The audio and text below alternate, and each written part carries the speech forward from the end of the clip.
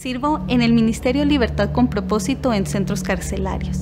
Ahí conocí a una mujer con un diagnóstico de enfermedad mental. Oramos por un milagro de sanidad en su vida. Hoy, aunque solo ha cumplido la mitad de su condena, Dios la sanó, aceptó a Jesús en su corazón y es totalmente libre de la depresión. Mi esposo recibió un diagnóstico de cáncer fulminante. En la familia fue un golpe tremendo. En un servicio de habitación, Dios dio una palabra profética de sanidad. Después de operado, él se encuentra completamente en remisión. Luego de 15 años de matrimonio y 3 hijos, entramos en una etapa muy difícil en nuestro matrimonio en donde consideramos seriamente el divorcio. Es ahí donde nos inscribimos al curso de sincronizados y Dios empieza un proceso de sanidad. Jesús ahora ha sanado nuestros corazones, ha restaurado nuestra familia y estamos sirviendo como líderes de sincronizados en Sede Norte. Jesús siempre bueno. Jesús siempre bueno. Jesús siempre bueno.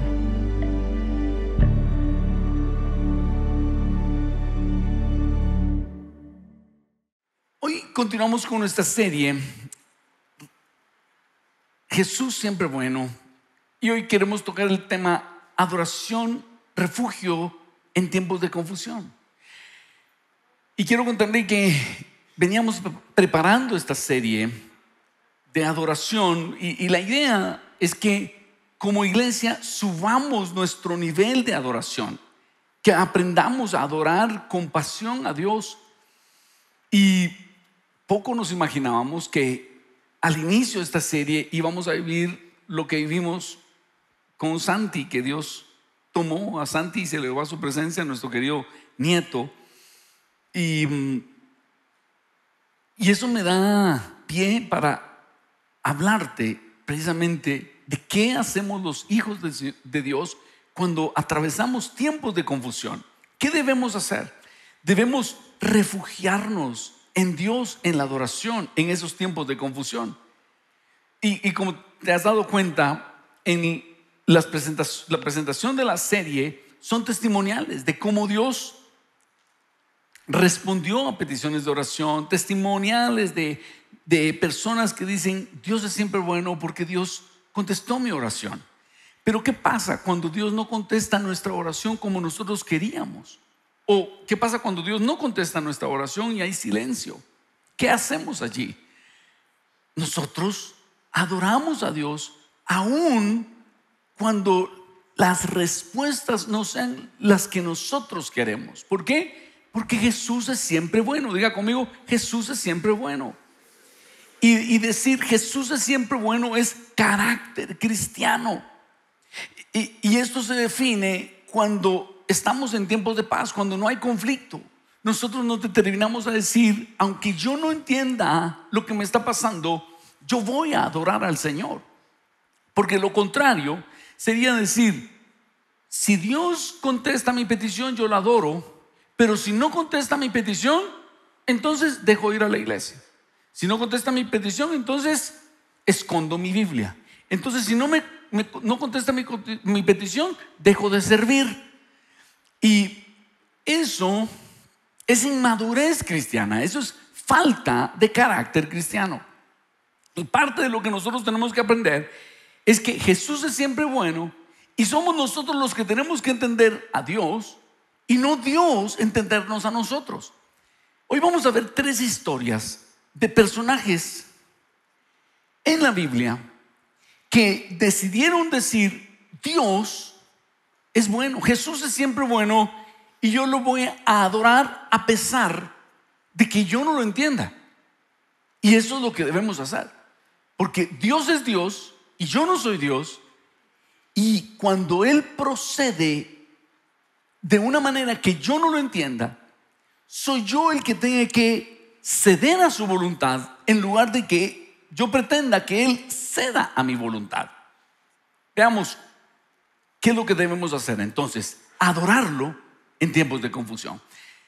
3 argumentos para adorar a Dios en tiempos de confusión. Adorar a Dios en tiempos de confusión me permite encontrar verdades eternas y no argumentos destructivos. Adorar a Dios en tiempos de confusión me permite encontrar verdades eternas y no argumentos destructivos. Porque cuando estamos en dolor, cuando tú eres tocado por una tragedia, O te acercas a Dios o te alejas de Dios. O te acercas a Dios y dices, Dios, confío en ti. O te alejas de Dios diciendo, me fallaste, Dios. ¿Qué pasó? No te entiendo. Y es cuando estás en esos momentos de dolor, cuando puedes permitir que el enemigo te sugiera argumentos destructivos que se llaman fortalezas en la Biblia. Acompáñame a ver el primer caso. Hay una mujer cananea que se acerca a Jesús y Jesús parece ser rudo con ella. Veamos Mateo 15, 21 a 28. Dice, saliendo Jesús de allí, se fue a la región de Tiro y de Sidón, es al norte, en Israel. Entonces una mujer cananea, Mateo utiliza este término un poco despectivo para hacer ver que era una mujer extranjera. Una mujer cananea que había salido de aquella región comenzó a gritar y a decirle, Señor, hijo de David, ten misericordia de mí. Mi hija es gravemente atormentada por un demonio. Pero Jesús no le respondió palabra. Entonces, acercándose sus discípulos, le rogaron diciendo, despídela, pues viene gritando detrás de nosotros. Él respondiendo dijo, no soy enviado sino a las ovejas perdidas de la casa de Israel. Entonces ella vino y se postró ante él diciendo, aquí vemos adoración, ella se postra delante de Jesús diciendo, Señor, socórreme. Respondiendo él dijo, no está bien tomar el pan de los hijos y echarlo a los perros. Ella dijo, sí, Señor, pero aún los perros comen de las migajas que caen de la mesa de sus amos. Entonces respondiendo Jesús dijo, mujer, grande es tu fe, hágase contigo como quieres. Y su hija fue sanada en aquella hora. Al leer este pasaje, y si solo tuviéramos este pasaje, podríamos decir, Jesús a veces es bueno. Jesús la mayoría de veces es bueno, porque aquí Jesús es bastante rudo con esta mujer. De hecho, he visto a personas en redes sociales que hablan hasta disparates de Jesús, que Jesús era xenófobo y tonterías así. Pero cuando tú y yo nos encontremos en una situación complicada, tenemos que entender que Jesús es siempre bueno. Y necesitamos nosotros entenderlo a Él en lugar de saltar a conclusiones y tomarnos una falsa imagen de Jesús. Esta mujer tuvo algo interesante. Ella tuvo una persistencia. Ella no se rindió. ¿Qué hubieras hecho tú? ¿Qué hubiera hecho yo ante esa situación? De repente, si somos muy sentidos y estamos heridos, hubiéramos dicho, ese predicador ambulante me ofendió. ¿Sabes que yo le hablé y ni siquiera me contestó? Por eso ya no creo en esos predicadores ambulantes. Ese tal Jesús de Nazaret me cayó mal. Yo iba a gritarle y ni siquiera me contestó. Pero esa mujer insistió y la segunda, ¿sabes qué? Me dio una respuesta tan ruda. Me dijo que él había sido enviado a las ovejas perdidas de la casa de Israel. ¿Por qué Jesús es tan rudo con esta mujer? Quiero decirte que Jesús provoca esta crisis. Jesús provoca esta crisis a propósito. ¿Por qué razón? Uno, porque le quiere dar una lección a ella y a nosotros.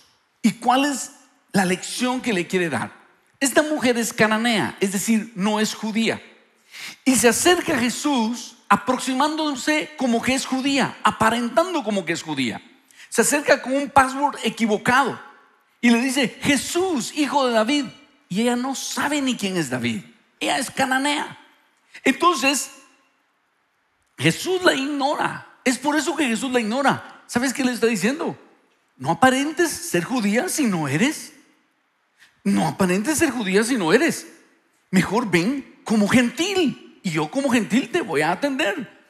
Pero ella seguramente escuchó que a él le decían Jesús, hijo de David, y se aproxima a Jesús con ese estribillo que ella seguramente había escuchado, y Jesús por eso la ignora y le da una lección a ella y a nosotros.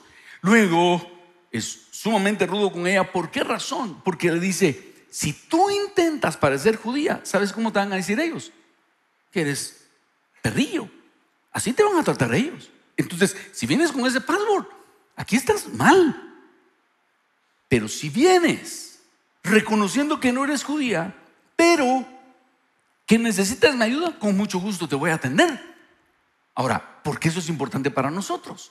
Porque igual hoy mucha gente, los cristianos, yo quiero decirte algo, nosotros amamos al pueblo judío porque dice la escritura en Romanos que Dios al pueblo judío le dio las promesas.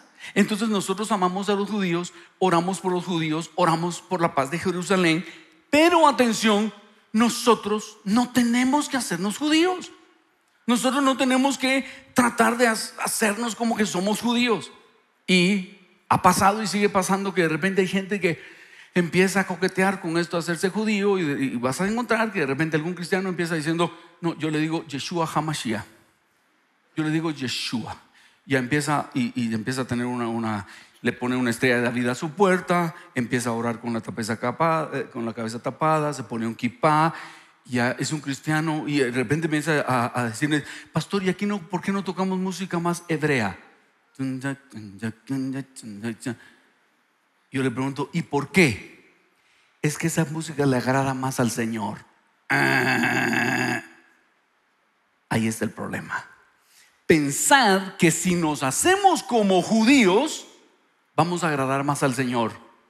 Eso es una equivocación, y por eso Jesús dejó este pasaje tan rudo aquí, y por eso le dijo a esta mujer, si vienes con ese password, es el password equivocado.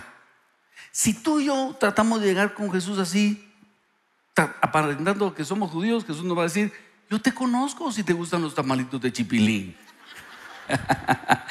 Yo sé que te gustan los frijoles con queso seco. Yo sé que eres chapín. No tienes que venir a aparentar que eres judío. ¿Sabes qué? ¿Sabes qué me emociona a mí? Que Juan en el Apocalipsis, en la adoración celestial, dice que vio a gente de todos pueblos, tribus, naciones y lenguas. Es decir, Jesús murió para que todas las culturas pudiéramos tener un espacio y adorarlo. Así que ahí vamos a estarlo adorando en español, en portugués, en alemán, ahorita que está la Eurocopa, ¿verdad? En todos esos idiomas vamos a estar adorando al Señor. Y yo imagino, lo quiero llevar un poquito más allá, que va a haber hasta varios estilos de música. Y va a estar la sala de salsa, de jazz, de heavy metal, de música clásica. Yo no sé qué música te gusta, y vamos a estar adorando al Señor. Gente de todos pueblos, tribus, naciones y lenguas, adorando al Señor. Ahora, ¿cuál es mi punto? Cuando no entendamos a Jesús, no corramos a sacar conclusiones. Tenemos que saber que Él es bueno y algo nos está queriendo enseñar. Por eso, cuando estés en tiempos de conclusión, en lugar de saltar a argumentos destructivos, tú tienes que encontrar las verdades eternas. En medio de este dolor que vivimos con lo de Santi, un día de estos yo le estaba pidiendo, Señor, dame una palabra, háblame. Y uno de los pasajes que me dio el Señor fue 2 Corintios 10, 4 y 5, que dice: porque las armas de nuestra milicia no son carnales, sino poderosas en Dios para la destrucción de fortalezas, derribando argumentos y toda altivez que se levanta contra el conocimiento de Dios, y llevando cautivo todo pensamiento a la obediencia a Cristo. Mira esto. El Señor me dijo: cuidado, Ronnie, permites que en este momento se levanten argumentos o altivez que te impida conocerme. Así que debes llevar cautivo todo pensamiento a la obediencia a Cristo. Porque en momentos de dolor se nos ocurren, y el enemigo va a sugerir pensamientos destructivos, como: ya no le vuelvo a pedir nada más a Dios. O entonces, ¿para qué sirve servir al Señor? Y cosas que no vienen de Dios. De hecho, con mi consuegro el otro abuelo de Santi, Edgar Monterroso, estamos en acuerdo en que no somos de los que dicen, yo me enojé con Dios y le reclamé a Dios. A los dos nos da temor. Y en medio de esta tragedia, él me dice, mira, a mí me da miedo. Yo le dije, igual, a mí me da miedo. Yo no hago eso de, yo le reclamé a Dios y me enojé. Que lo haga otro. Yo no quiero hacerlo. ¿Sabes por qué? Porque eso puede abrir puertas espirituales que nosotros ni siquiera nos imaginamos. De hecho, más o menos en febrero, yo fui invitado a un evento de pastores en Villanueva, en la iglesia del pastor Robert Matthews en Villanueva. Y él había invitado a un equipo de pastores canadienses que aman Guatemala y tienen obra social. Y uno de ellos estaba predicando y contó que en Chiquimulía hace unos años él estaba haciendo una campaña de 3 días de sanidad y milagros. Y el primer día de campaña él estaba orando por las personas que necesitaban sanidad de parte del Señor. Era un salón en Chiquimulía, cuando de repente entró al salón el loco del pueblo, un tipo desnudo, sucio, peludo, tenía años de no bañarse, y entró al salón. Y cuando él lo vio dijo, ay no, el loco del pueblo. Y dice que él lo vio y el loco lo vio a él y dijo, no puede ser, ya me vio. Pero inmediatamente sintió la compasión del Espíritu Santo y dice que este personaje empezó a caminar hacia él y dice que como que se limpiaba así el costado. Y él sintió orar por él. Se le acercó el predicador, le puso la mano en el hombro, oró por él como 15 segundos en lenguas y el Señor se alejó y se fue. Y él siguió orando por las demás personas. El segundo día de campaña, él iba a empezar a predicar otra vez. Y alguien le dice, mire, me permite hablar antes que usted empiece a hablar. Eso no se hace. No estaba en el programa. Pero él sintió la misma compasión que había sentido un día anterior y le dice, está bien. Y le da el micrófono. Y este personaje empieza a compartir y dice, hace 7 años mi familia, mi esposa y mis hijos murieron en un accidente de tránsito. Y yo me llené de amargura y empecé a maldecir a Dios. Y cuando yo estaba maldiciendo a Dios, moscas por miles empezaron a entrar a mi boca. Y me quedé en un estado horrible, queriendo que las moscas salieran de mi cuerpo. Y así vagué 7 años por esta ciudad, desnudo, buscando quién me podía ayudar. Y me acerqué a pastores, a sacerdotes y a todas las personas que me acercaba para que me ayudaran, me huían. Hasta anoche que me le acerqué a este pastor y fue el único que oró por mí. Y no solo oró por mí, sino que me puso la mano encima. Y cuando él oró por mí, las moscas empezaron a salir. Y durante toda la noche esas moscas siguieron saliendo. Y esta mañana yo ya era una persona normal otra vez. Y estoy aquí para dar gracias a Dios, porque Dios me libertó otra vez. ¿Quién puede dar un aplauso al Señor?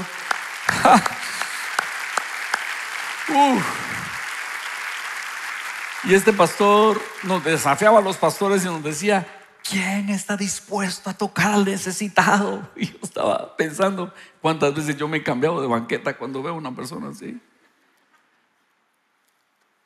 Pero ¿sabes qué?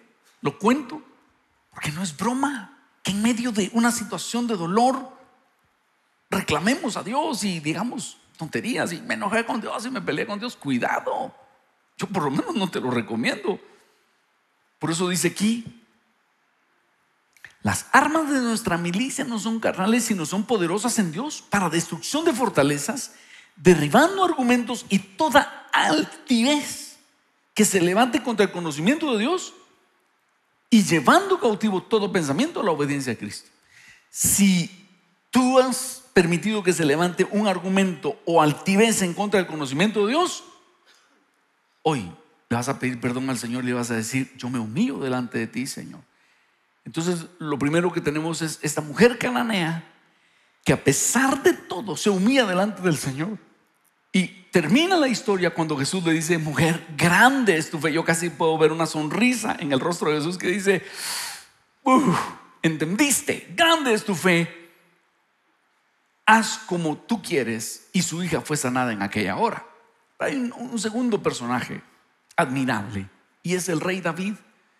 David fue un amigo de Dios.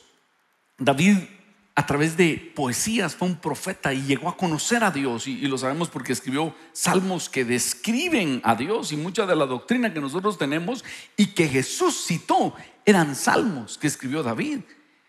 Pero David, a pesar de esa estatura espiritual, cometió terribles pecados, y uno de ellos fue que se acostó con la esposa de uno de sus generales, la embaraza, y queriendo ocultar eso, manda a su esposo, a este general, al frente de la batalla para que muera. Urías muere, así se llamaba este general. Y entonces David es el autor intelectual de un asesinato. Según David lo había cubierto bien, pero Dios manda a Natán a descubrir ese terrible pecado o esa serie de pecados. Y la sentencia de Dios a través del profeta Natán es: por cuanto con este asunto has hecho blasfemar a los enemigos de Jehová, el hijo que te ha nacido ciertamente morirá. Entonces veamos lo que dice 2 Samuel 12, 15 a 23. Después que Natán regresó a su casa, el Señor le envió una enfermedad mortal al hijo que David tuvo con la esposa de Urías. En el Antiguo Testamento, lo bueno y lo malo se le atribuye a Dios, porque no hay mucha revelación en relación al trabajo del enemigo. Entonces, versículo 16: así que David le suplicó a Dios que perdonara la vida de su hijo, y no comió y estuvo toda la noche tirado en el suelo. Es decir, David se lanza a un ayuno, vamos a ver que es de 7 días. Entonces los ancianos de su casa le rogaban que se levantara y comiera con ellos, pero él se negó. Finalmente, al 7º día, por eso les digo que fueron 7 días, el niño murió, y los consejeros de David tenían temor de decirle que había muerto. Y decían, no escuchaban razones cuando el niño estaba enfermo. Se decían, ¿qué locura hará cuando le digamos que el niño murió? Cuando David vio que susurraban entre sí, se dio cuenta de lo que había pasado. ¿Murió el niño?, preguntó. Sí, le contestaron, ya murió.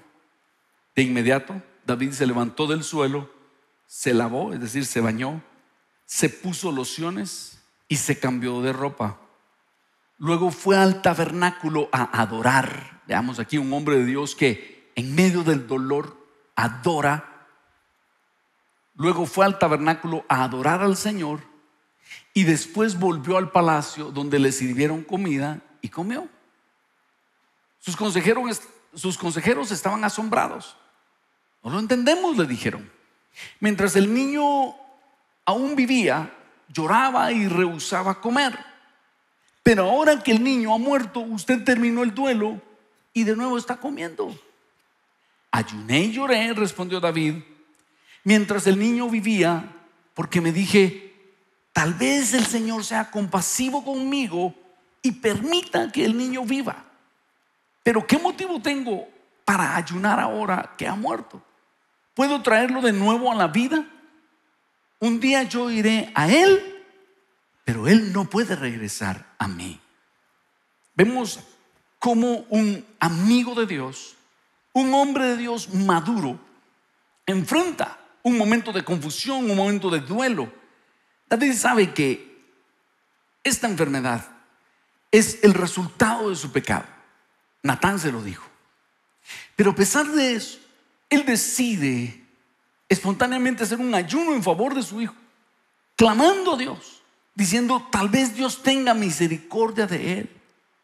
Pero la respuesta de Dios es negativa, y de todas maneras el niño muere. Pero David no toma una revancha, no reclama. ¿Qué hace? Adora a Dios. se viste, come, termina el luto y adquiere la perspectiva eterna de la situación. Y le dice a sus consejeros: mientras el niño vivía, yo estaba pidiendo la misericordia de Dios, pero ahora que ya murió, escucha esto, dice: él no puede venir a mí, mas yo iré a él. Un día yo iré a él, pero él no puede regresar a mí. ¿Sabes? Así actúa un hombre de Dios maduro, un hombre que conoce a Dios, una mujer que conoce a Dios, confía en Dios, tiene la perspectiva de la vida eterna. Nosotros no nos entristecemos como los otros que no tienen esperanza. La gente que no tiene esperanza dice: ya nunca lo voy a volver a ver. Pero nosotros que tenemos esperanza sabemos: voy a volver a ver a mis seres queridos, porque tenemos la noción de la vida eterna. Si ellos han puesto su confianza en el Señor Jesús, yo tengo mi confianza en el Señor Jesús, tengo la esperanza de la vida eterna. Así que cuando estoy en adoración, en tiempos de confusión, eso me permite adquirir la perspectiva de la vida o la perspectiva eterna en mi situación. Y yo quiero decirles que en este tiempo yo pude ver mucha madurez en Sebas y en Basti, que son los papás de Santi.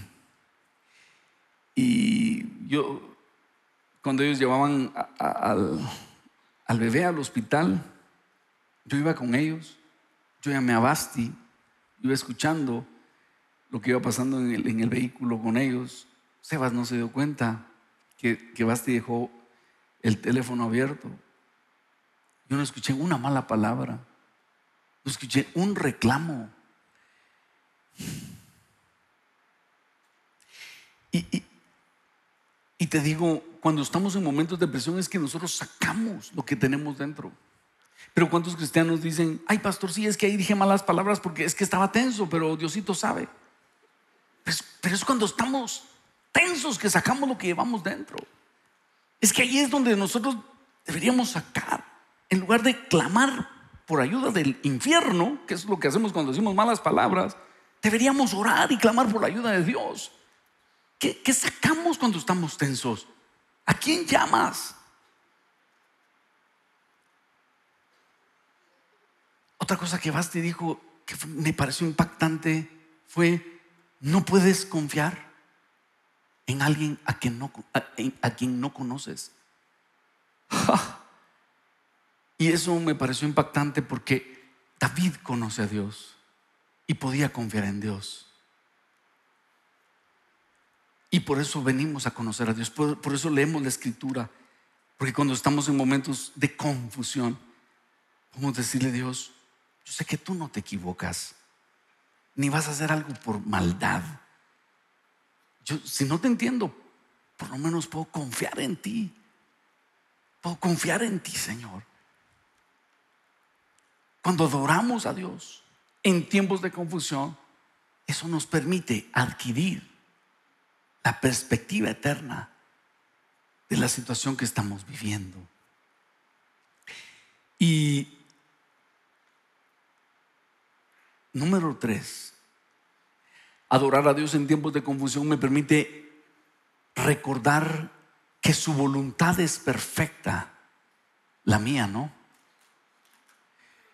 A veces quisiéramos que Dios respondiera afirmativamente a todas nuestras peticiones. Pero entonces, si fuera así, Dios sería como el genio de la lámpara que nos tiene que dar los 3 deseos. Pero no, Dios es Dios y nosotros no somos Dios. Y uno de los pasajes que más me ha confortado en esta situación es la descripción de Jesús en Getsemaní. Mateo 26:36 dice: entonces Jesús fue con ellos al huerto de los olivos, llamado Getsemaní, y dijo: siéntense aquí mientras voy allí para orar. Se llevó a Pedro y a los hijos de Zebedeo, que son Santiago y Juan, y comenzó a afligirse y a angustiarse. Atención, No dice que tuviera miedo, porque el miedo es pecado. Y la Biblia dice, no temas. Pero sí estaba afligido y angustiado. Y les dijo, mi alma está destrozada de tanta tristeza hasta el punto de la muerte. Quédense aquí y velen conmigo. Nos decían los profesionales de la salud que el dolor puede ser tan grande que el corazón puede bombear tanta sangre que se pueden romper unas venas. Y hay un síndrome que se llama síndrome del corazón roto. Eso es lo que está describiendo Jesús aquí. Mi alma está destrozada de tanta tristeza hasta el punto de la muerte. Quédense aquí y velen conmigo. Y él se adelantó un poco más y se inclinó rostro en tierra mientras oraba. Padre mío, si es posible que pase de mí esta copa de sufrimiento, sin embargo, que se haga tu voluntad y no la mía. Luego volvió a sus discípulos y los encontró dormidos. Y le dijo a Pedro, ¿no pudieron velar conmigo ni siquiera una hora? Velen y oren para que no cedan ante la tentación. Porque el espíritu está dispuesto, pero el cuerpo es débil. Entonces Jesús los dejó por segunda vez y oró, Padre mío, si no es posible que pase esta copa, a menos que yo la beba, entonces hágase tu voluntad. Cuando regresó de nuevo a donde estaban ellos, los encontró dormidos porque no podían mantener los ojos abiertos. Así que se fue a orar por tercera vez. Repitió lo mismo. ¿Saben qué me llama la atención? Jesús sabía que era la voluntad de Dios. Ya lo había anunciado desde hace rato que Él venía a dar su vida en la cruz del Calvario. Y de todas maneras hace esta petición 3 veces. ¿Qué es esto? Esto es confianza con su Padre. Esto es refugiarse en adoración y decir, Dios, te voy a expresar mis sentimientos. No quiero ir a la cruz. Dios, no quiero esto, pero me someto a tu voluntad. Y les decían que me ha confortado mucho porque me pongo a pensar en cuántas peticiones Dios le concedió a Jesús de manera positiva en toda su vida. Multiplicación de panes, calmar tormentas, curar leprosos, que ojos obtuvieran la vista nuevamente. Y cuando Jesús hace la petición más personal, no obtienen una respuesta positiva. Cuando llegamos al hospital y los doctores salen y dicen, hicimos todo lo que pudimos. Yo no quería escuchar eso porque yo pensé, ahorita va a pasar un milagro. Y toda la vida pensé, cuando yo necesite un milagro grande, el Señor va a estar ahí. Y agradezco a los señores del Hospital Esperanza, los de la emergencia, que me permitieron entrar y orar por mi bebé. Fui, impuse manos, recordé todos los pasajes, no quería dejar un espacio a la duda. Recordé cómo el profeta Eliseo se acostó 7 veces sobre el niño. Puse mi cuerpo sobre el cuerpecito del bebé. Estuve orando, clamando. Recordaba como cuando Jesús entra por la hija de Jairo, todos lloraban, pero Jesús decía, solo está dormida, no está muerta. 2 horas. Y agradezco que ellos no hayan enviado a la seguridad o un psicólogo para decir, mire, usted está en negación. Yo sabía que el nene ya no estaba respirando, pero yo decía, ahorita va a resucitar, ahorita va a resucitar. Y no pasó. Y no pasó. Y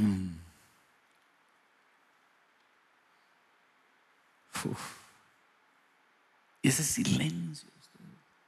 Yo buscaba una promesa, Señor, dime, ¿va a resucitar o no? ¿Qué pasó? 2 horas.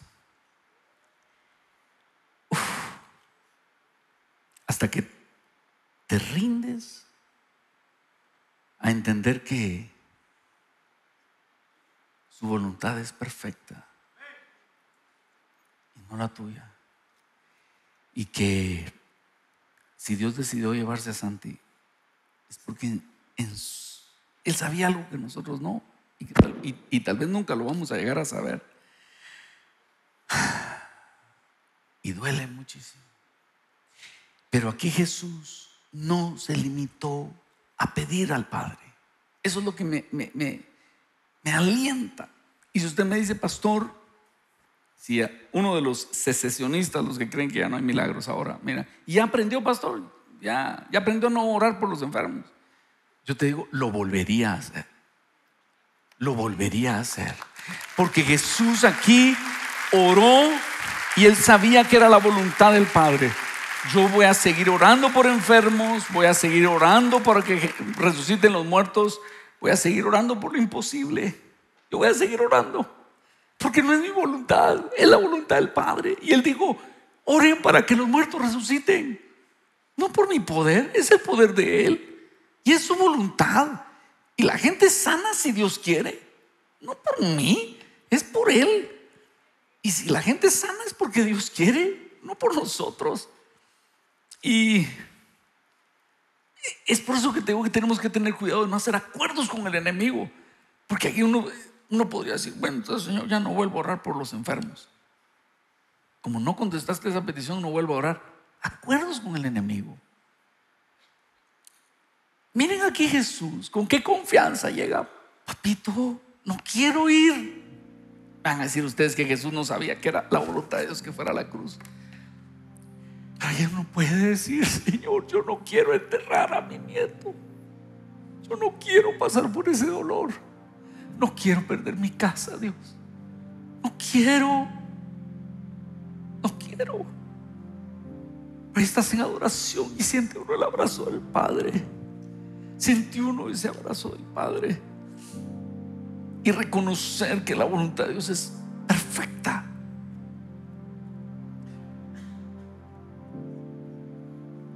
Y la de uno no. Obviamente es un proceso de dolor del cual todavía no hemos salido. Yo les digo, todavía no esperen reacciones normales nuestras.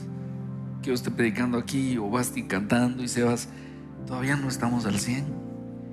Pero quiero contarles que el 8 de junio se casó Ana Raquel, mi segunda hija. Esta boda ya estaba planificada desde el año pasado. Y desde que ella se casó, 8 de junio, se quería casar en un jardín. Y dijimos, bueno, puede llover. Pero dijimos, no, oremos para que no llueva. Un día antes hicimos el ensayo y no llovió. Entonces, el sábado 8 de junio amanece lloviendo. Y en medio de todo este dolor, yo oigo que está lloviendo y le digo, Señor, no tengo ni fuerzas para pedirte que deje de llover. ¿Nos puedes ayudar? Quita la lluvia. Y no se quitaba la lluvia. Y no se quitó. Tuvimos que entrar las cosas. La boda fue en un lugar adentro.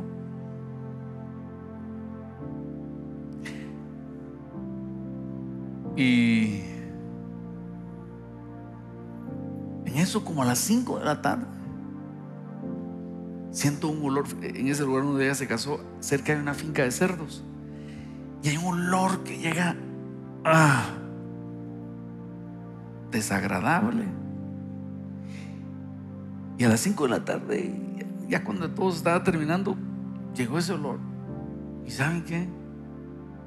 Un día antes, cuando hicimos la ceremonia, el ensayo, llegó mucho ese olor a finca de cerdos y yo casi no pude ni almorzar. Así, yo estaba muy desagradado con ese olor. Y el día de la boda no hubo ese olor. Y sentí que Dios me dijo, te mandé lluvia para quitar ese olor. ¿Qué preferías, lluvia o ese olor? Lluvia, Señor.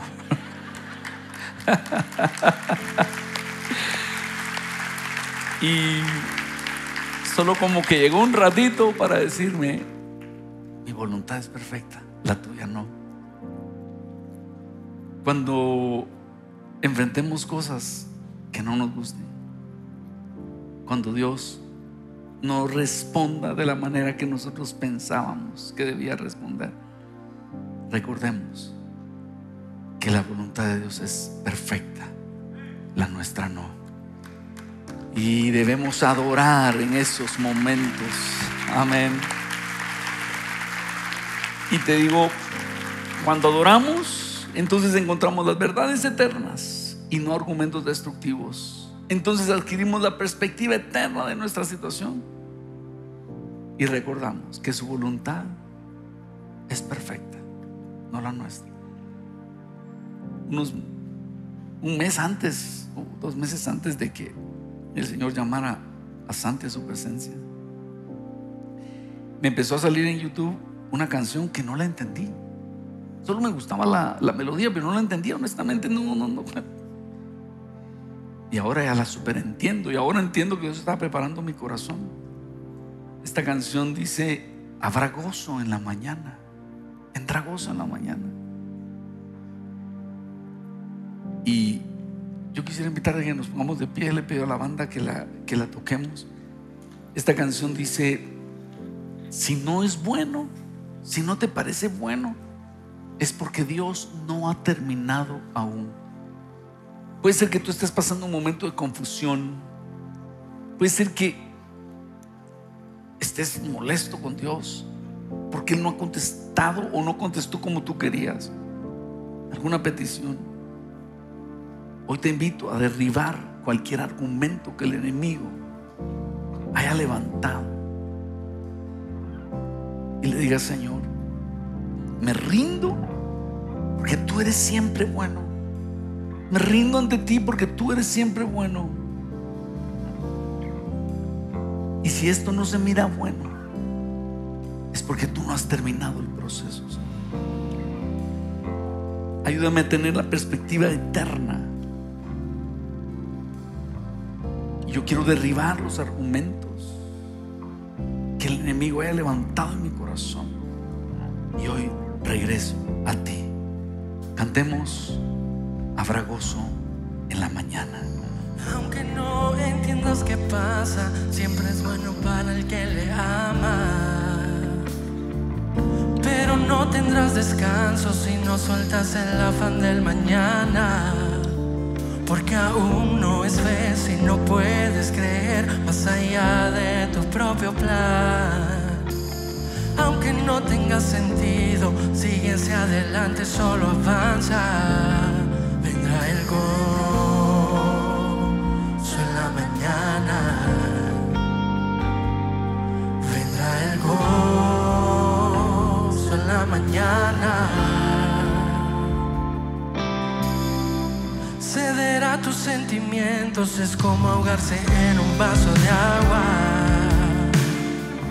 Debes de seguir creyendo, aunque en el camino no haya nada. Su gracia está allí cuando sientes morir y la cuerda se afloja. Tu historia no ha terminado, aunque sientas que te estás hundiendo ahora. Vendrá el gozo en la mañana. Vendrá el gozo en la mañana. Si no es bueno es porque Dios no lo ha terminado aún.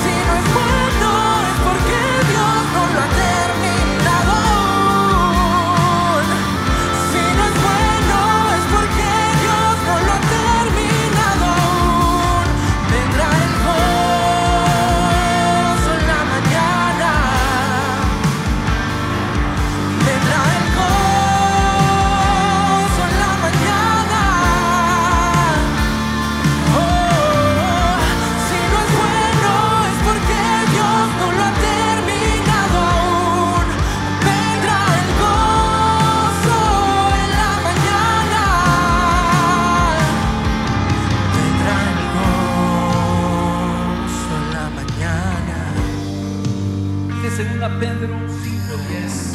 Pero el Dios de toda gracia, que nos llamó a su gloria eterna en Jesucristo, después que hayáis padecido un poco de tiempo, Él mismo os perfeccione, afirme, fortalezca y establezca. A Él sea la gloria y el imperio por los siglos de los siglos. Amén. Si nosotros confiamos en el Señor, Él nos va a perfeccionar, a afirmar, fortalecer y establecer. Lo importante es que no te sueltes. Yo quiero invitarte, si tú has estado con algún dolor, si has dicho: Dios, me fallaste, si tú has reclamado a Dios, esta es la mañana, este es el momento para que tú le digas: Señor, perdóname, perdóname si yo he levantado altivez, argumentos de altivez en contra tuya. Yo me rindo delante de ti y adoro como esa mujer cananea y me humillo delante de ti. Adoro como David, Señor, y reconozco que tú eres soberano. Adoro como Jesús, reconociendo: hágase tu voluntad y no la mía. Señor, yo me rindo a tu voluntad y reconozco que tú eres siempre bueno. Y sé que, no sé cómo, Señor, pero va a venir gozo en la mañana, después de esta larga noche, después de esta noche de tribulación, de esto que no me gusta. Va a venir gozo en la mañana, porque sé que tú no me has soltado y no me vas a soltar, Señor. Y sé que después de esta leve tribulación, tú me vas a perfeccionar, a afirmar, fortalecer y establecer. Yo te adoro diciendo: a ti sea la gloria y el imperio por los siglos de los siglos. Amén. Adoremos una vez más al Señor, confesando que va a haber gozo en la mañana. Y profetízalo sobre tu futuro. Di: Señor, tú no me vas a soltar, y va a haber gozo en la mañana. Si no es bueno es porque Dios no lo ha terminado aún. Vendrá el gozo en la mañana. Vendrá el gozo en la mañana. Profetizamos: vendrá el gozo en la mañana. Vendrá el gozo en la mañana.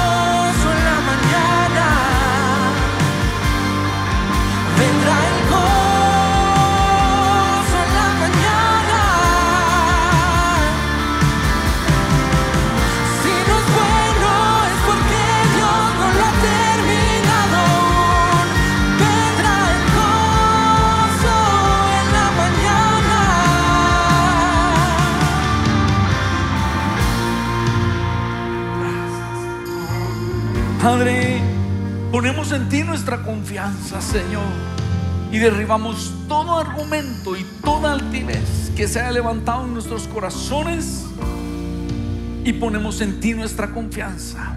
Y todo espacio que el enemigo haya ganado en nuestros corazones, lo eliminamos y te establecemos a ti como el Rey de Reyes y Señor de Señores, y decimos: a ti sea la gloria y el imperio por los siglos de los siglos. Amén. Amén. Demos un aplauso a nuestro Señor y Salvador Jesucristo. Amén. Amén. Podemos tomar nuestros lugares y quisiera invitarte a que adoremos al Señor con nuestras ofrendas. Y también las ofrendas y diezmos los damos no solo cuando estamos en una gran abundancia, y eso es lo que hizo la iglesia de Macedonia, según relata la escritura en 2 Corintios 8. Dice: ahora quiero que sepan, amados hermanos, lo que Dios en su bondad ha hecho por medio de las iglesias de Macedonia. Estas iglesias están siendo probadas con muchas aflicciones y además son muy pobres, pero a la vez rebosan de abundante alegría, la cual se desbordó en gran generosidad. Pues puedo dar fe de que dieron no solo lo que podían, sino aún mucho más, y lo hicieron por voluntad propia. Nos suplicaron una y otra vez tener el privilegio de participar en la ofrenda para los creyentes de Jerusalén. Incluso hicieron más de lo que esperábamos, porque su primer paso fue entregarse ellos mismos al Señor y a nosotros, tal como Dios quería. Estas iglesias dieron no desde una gran abundancia, sino en medio de su escasez. Pero lo que dice la escritura es que se dieron ellos mismos al Señor. Y eso es lo que hacemos cuando adoramos. Al ofrendar, nos damos nosotros mismos al Señor, y cuando lo hacemos de corazón, es por eso que Dios desata sus bendiciones a favor nuestro. Así que vamos a orar y vamos a dedicar nuestras ofrendas al Señor. Padre, hoy venimos a darte nuestras ofrendas y diezmos, y lo hacemos, Señor,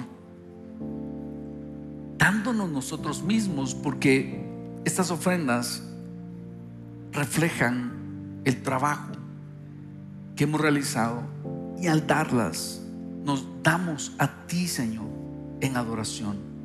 Recíbelas como parte de nuestra dedicación, de nuestra adoración. Yo te pido que se cumplan en todas las familias de Iglesia Vida Real tus promesas de provisión, tus promesas de protección, de multiplicación, que seamos esa tierra deseable que tú prometes en la escritura. En tu nombre oramos. Amén. Amén. Podemos ofrendar, ya sea en línea o en los buzones que aparecen al frente.